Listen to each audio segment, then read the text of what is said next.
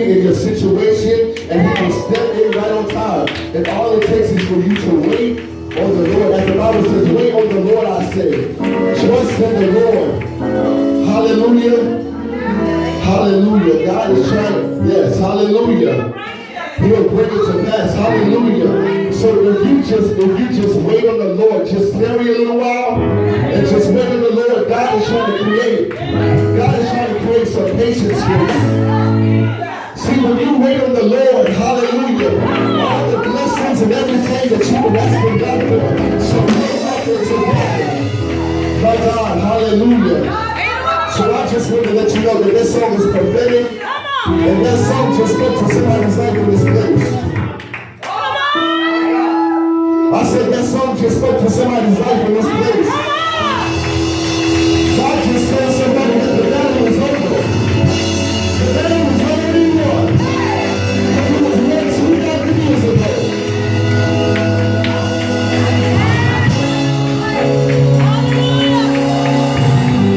Come on, tell some neighbor, say the battle is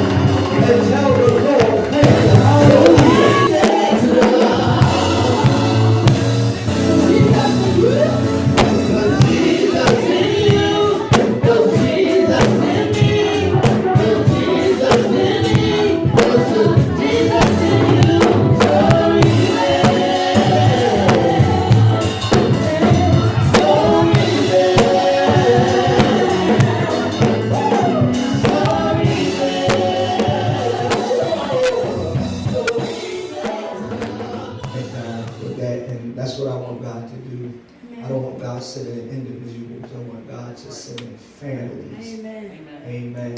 And our families become friends of each other. And it's more than just a church. It's a family affair. Amen. Amen. There are churches almost on every corner. I want a family. I want a family. I want us to be different. We don't want this to be a church service. We want this to be a family experience. Amen. And I thank God for that. And so we welcome you here at Family Restoration. We do things a little different. We look a little different. We don't look like the average church. Our first lady wears big. And then I want to let you do some self-reflection. Today's message is actually, it starts when I finish preaching. Very different. The real message of today is not what I'm saying. The real message of the day is what you are going to do after you hear the message. The real message is when I stop talking, because the message is about being something and doing something.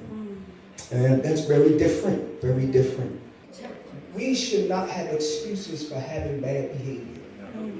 I don't care what anybody say to you. Today I want you leaving realizing that you have a choice on how you choose to respond to people's negativity. You have a choice. And once you take that power and put it back in your corner, what you're saying is, it doesn't matter how they treat me. I have a responsibility to respond in the way that I can live with myself. My mother always told me, it's not how people treat you, it's how you treat people. God is not going to say, well, I'm judging you because they cursed you out. They called you a name. I'm upset with you. No, he's judging you based on how you respond to those things that they said or what they did to you. And so today we're talking about taking heed to yourself.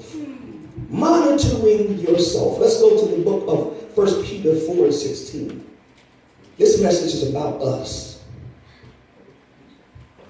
16. Now this is going to make some ministers feel uncomfortable. The laity, y'all should feel a little uncomfortable too, but definitely us in leadership, we should feel a little uncomfortable with this when we find out Paul's intent here. 1 Timothy 4:16. I'll make sure we have that for you next Sunday. It's very, very short. And our message today, although succinct, I want to break down the progression of this message. Okay? So the progression of this text. So can we read, Sister Shredder, 1 Timothy 4:16. You have it. You can say amen. Take heed unto thyself.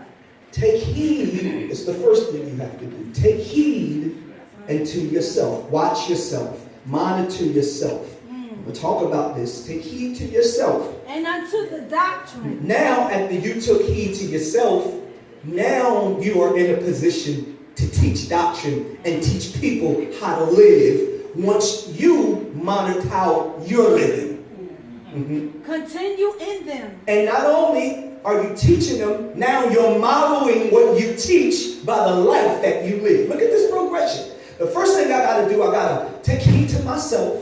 Am I doing this? Am I working on this? Now I can teach. But after I teach it, now I got to continue and make sure I'm living this out in my home, living it out in my community, living it out in the workplace. For in doing this, look at this. thou shalt both save thyself. Hold up.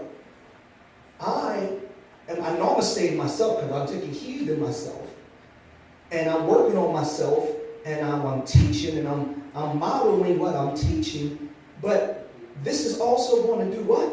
And them that hear thee. Wow.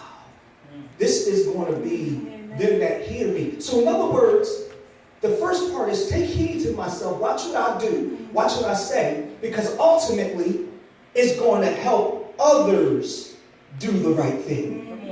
Somebody say amen. So my behavior has a responsibility and repercussions that it can hurt other people's salvation and it can help other people from getting closer to God. Just from my response. Because what they're saying is that, man, if he act like that and he got God in his life, I don't know if I want to live like that. Yeah. We have to realize that our action a lot of times has a lot to do with how your children see God. How you do things affect how your children believe and have relationships with God. How can mommy and daddy, how can this person act this way and God uses them? Man, I don't know. Our children struggle with their relationship with God a lot of times because we're not taking heed to ourselves. Amen. Our first form of, before we go through this, is one thing you have to realize, and I promise like 10 minutes I'm finished, is our first ministry. I've heard this all the time. My first ministry is my family. Then my second ministry is the church. I did some studying and we couldn't be wrong. We couldn't be more mistaken. And that's why you have men in the pulpit and women in the pulpit and people in church without integrity because they feel like their first ministry is their family. Your first ministry is yourself. You have to learn how to minister to you, and what that means is begin to talk to yourself about those things in your life that you need to get a hold of. Amen. Because if I don't deal with me, I may not have a family. Come on, y'all, come on. If I don't deal with me, I might not have any children. Because when my children get older and I'm upset and I'm angry and I'm not on my meds and treating myself like I know I need to be treated, like she said, looking at little girl in the mirror, looking at little boy in the mirror saying, you got to do better. You may not want to, but you have to do this. You have to do that. If I don't do these things, as my sons and daughters get older, they're going to just start drifting away from me. I don't really want to deal with that. I got an anger problem. I got issues. Children will begin to leave you. They'll check up on you, make sure you ain't dead. But for holidays, they don't want to be nowhere near you. Because you're complaining too much. You're arguing all the time. We have got to monitor our behavior. We are our first ministry. Am I praying? That's what I mean all the time. Because I'm not praying. Am I reading my word? Am I talking to God? Am I being patient? Am I being loving? I am my first ministry. Once I work on me, I know y'all not going to like me. Y'all not going to like me. But I believe in telling the truth. Part of that ministry is doing what the doctor told me to do. Doctor told me to watch what I eat. Doctor told me I need to take these meds. Now you say, Pastor, what does this have to do with ministry? You have to understand, believers, we live in a body. And a lot of times, certain things that we eat has effect on how we act. Y'all ain't gonna walk with me in here. You ever realize that when you eat better and you feel better, you act better? Come on. When you've been out for a run, you come in, you're positive, you got your day started. Hey, good morning, kids. But you ever woke up with a stomach ache because you ate McDonald's at 11 o'clock at night? You got gas, you got cramps, and now you mean as a witch. Can't get up here. Because what happened, because you didn't take care of yourself, is having psychological effects on your behavior. See, I know, y'all know that I get broke down in the word. I'm dealing with the scripture. But right now, I don't want to talk about Paul, Peter, G. I want to talk about us and how we are not ministering to ourselves. What Jesus did. If you notice what Jesus did, listen, God, when times got hard, when Jesus needed a break, the Bible said he would steal away. He'll tell his son, you stay up. I need to go pray because I am getting ready to face something and I got to make sure I'm right. I'm asking you all, before you start arguing with your husband, your wife, your friends, your high school students, your homies, your brother, before you start arguing with them, talk to God first. Yes. Monitor yourself. Okay, this is how you minister yourself. Why am I feeling like this? Did I have anything to do with this? Now, after you minister to yourself, you have to ask yourself, what part do I have in this problem? Because I'm about to give you an example. Every problem has two parts to it. Just like every side, my wife always said, there's two sides to every story, and somewhere the truth is in the middle. Now, my student cursed me out. He called me a punk pig. That's what he called me. You punk them. Now, I already get on the defensive. Now, what he did, was that right? Nope. But what part did I play in that? He told me, I don't want to be bothered. Give me some space. I'm like, no, you ain't getting no space. You're in my class. You're going to learn what I tell you to learn and when I want you to learn it. So my ego got up and then he said something to me that he shouldn't have said. But the thing is that I have to realize I can't control how he reacted. But what I could have done better in control is I could have gave him his space. Amen. And then just come and check with the young man later. You feeling a little better? Now, was he wrong? Yes. But I have to look at and change who I am and what I did, because I can't change and fix him. Only person I can fix is me. So my ministry is looking at what did I do to create this. Not saying that my wife wasn't wrong. Not saying my son Caleb wasn't wrong for pouting and not speaking in the morning and not saying thank you for breakfast. No, yes, he was out of order. But at the same time, what part did I play in that? And I played a large part of that because I put gasoline on the fire. He was already upset.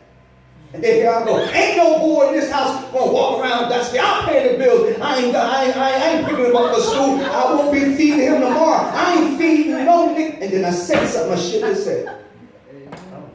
That's amazing. That's how it goes down. That's how I it had to happens. go and That's exactly I had to right. go apologize That's and make it right. I've been there. I know. Because Amen. I realized that that wasn't the best of me. And how I model to him is how he's going to treat his son.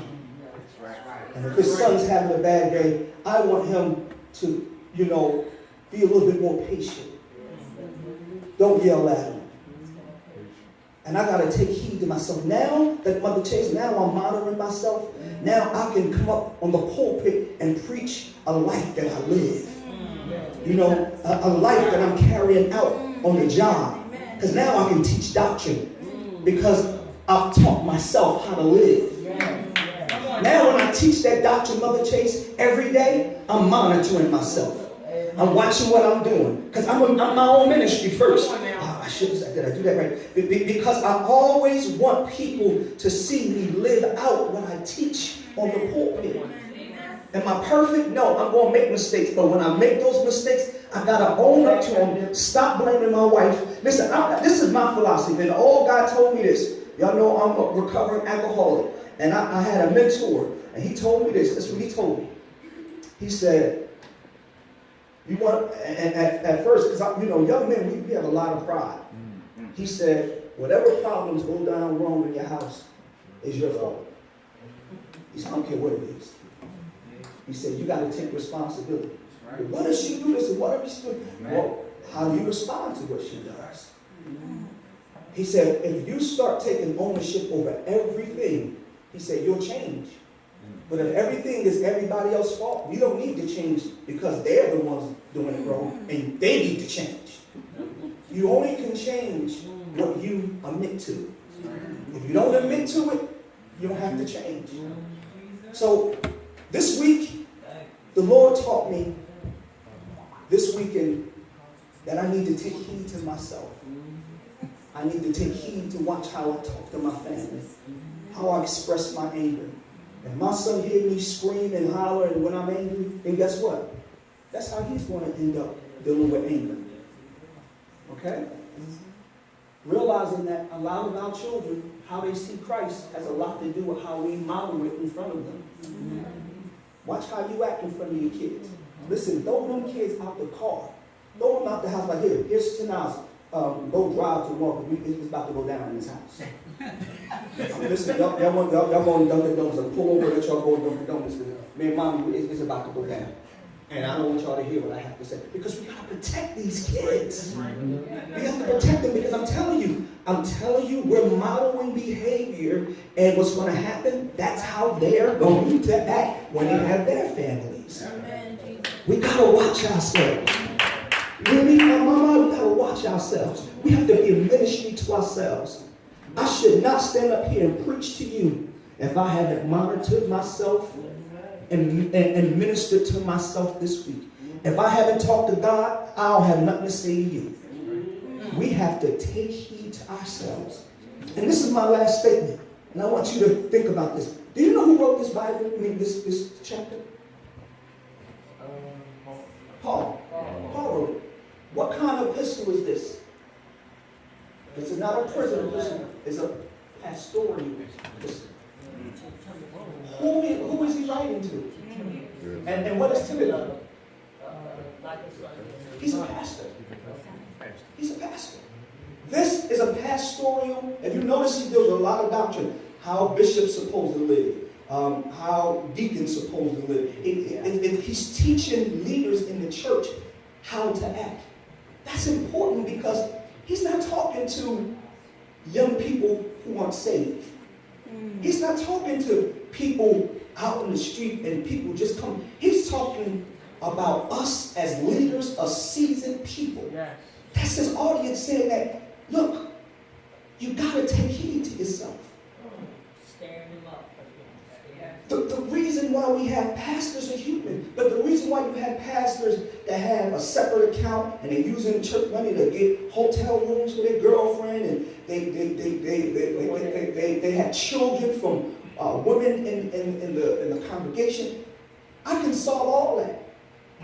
Is they stop monitoring themselves. They stop saying, how am I supposed to live? What am I doing? What behavior I need to change? We have to monitor ourselves because if not, we're going to act any kind of way and justify it. Well, she shouldn't have said that to me. That's not the problem. The problem is you. You got to change you. Amen? Amen.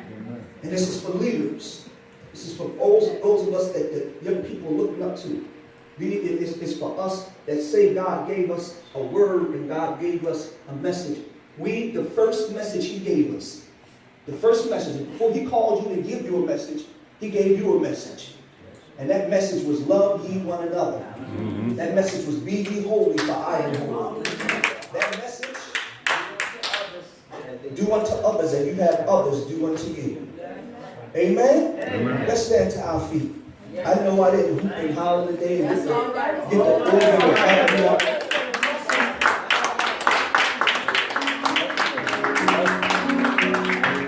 Because y'all know I preach.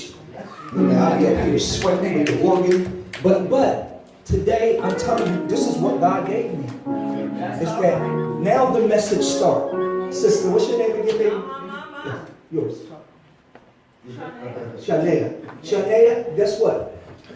The message is over and it just started. You know why? Because now, this week, you, visitors, mom, me, now we're going to start monitoring ourselves. Amen. It's a phrase called metacognition. When you start thinking about your thinking.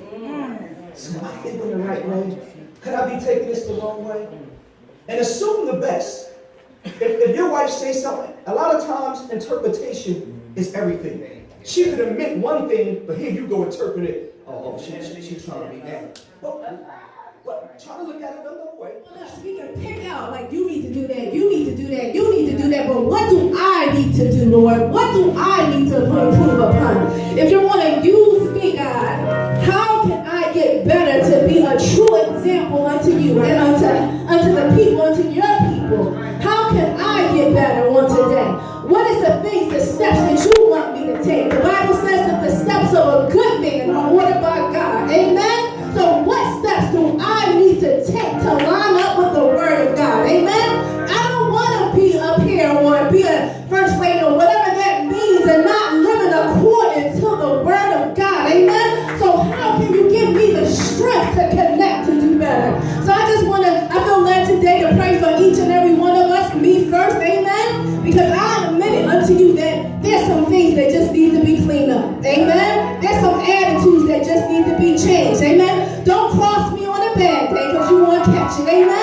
But when I